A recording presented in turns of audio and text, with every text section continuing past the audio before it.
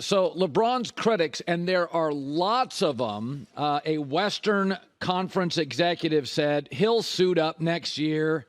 He just changed the conversation. He didn't want to talk about the sweep. He wanted to make it about him. I'll get to his quotes in a second.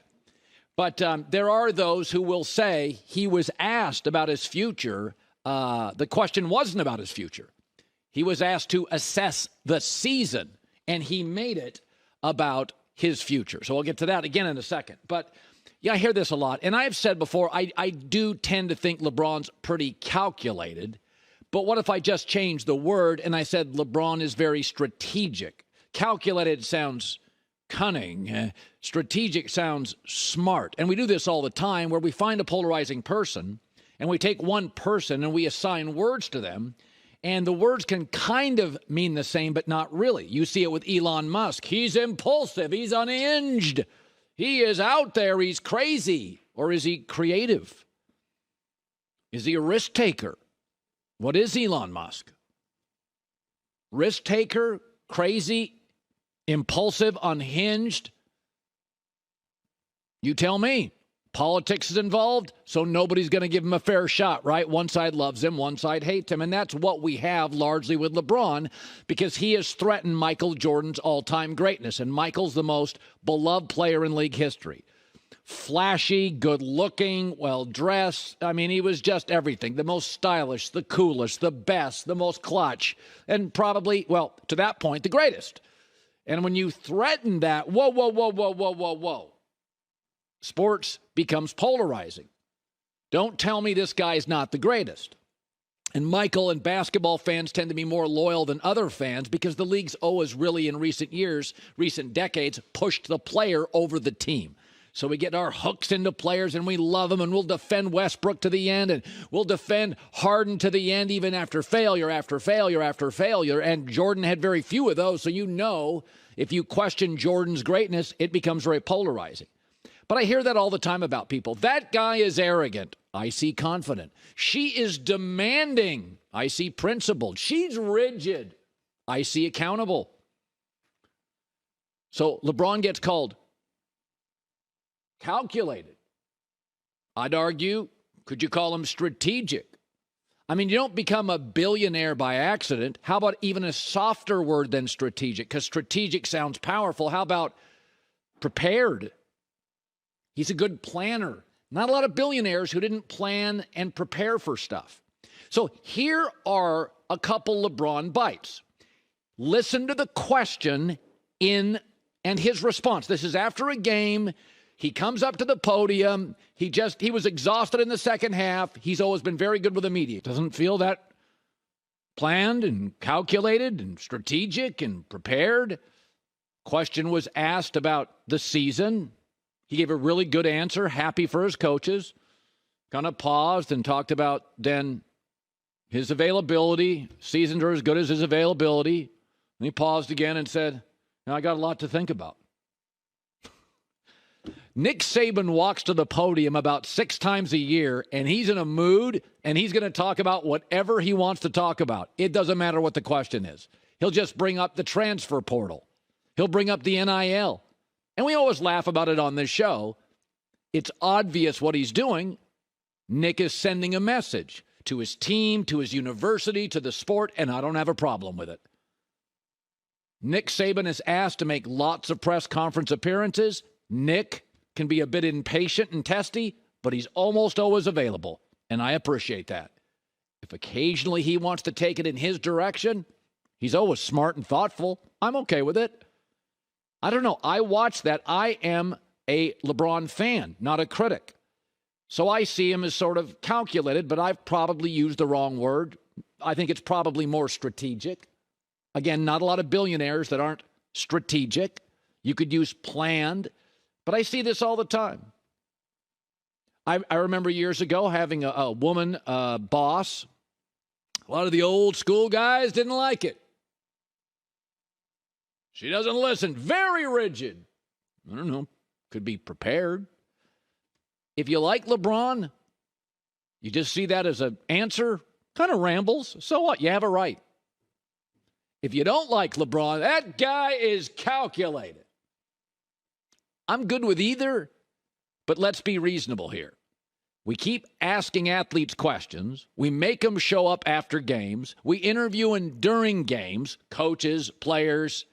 They have a right to answer it any way they want.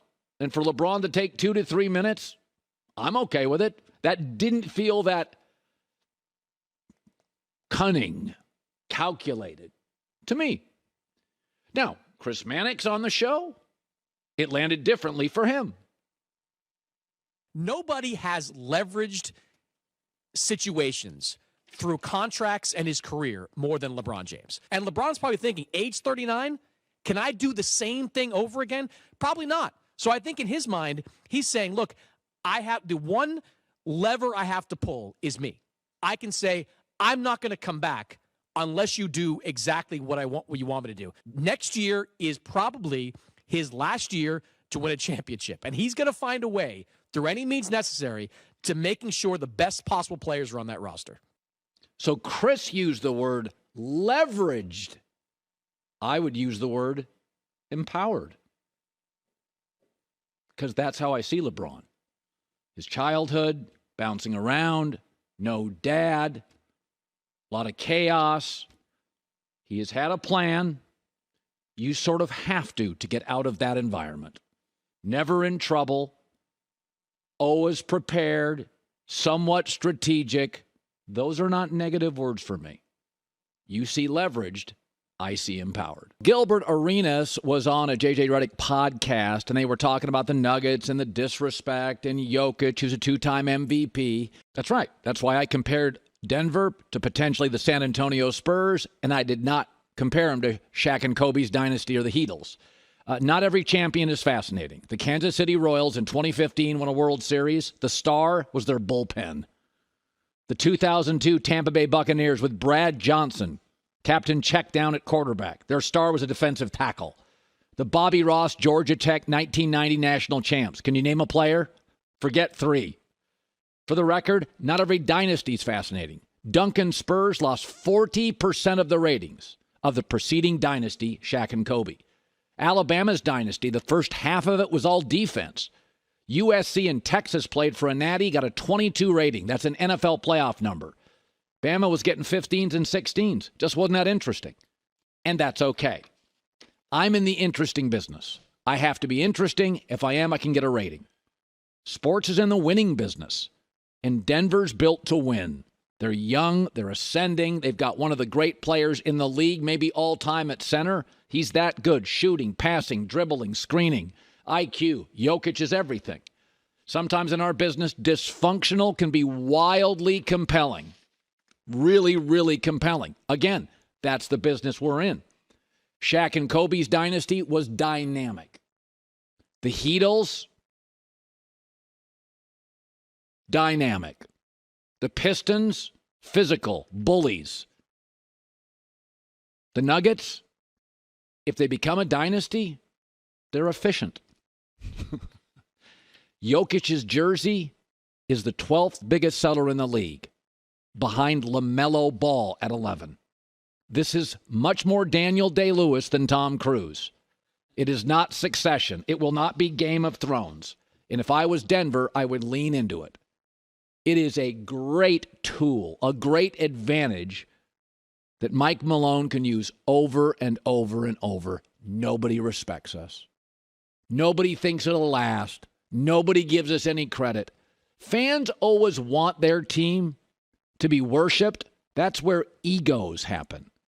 When you call somebody the Heatles before they win a championship, right? Shaq and Kobe, stars, all ego, should have lasted twice as long. One of the great advantages to Denver is they'll never be totally embraced. We'll call them boring.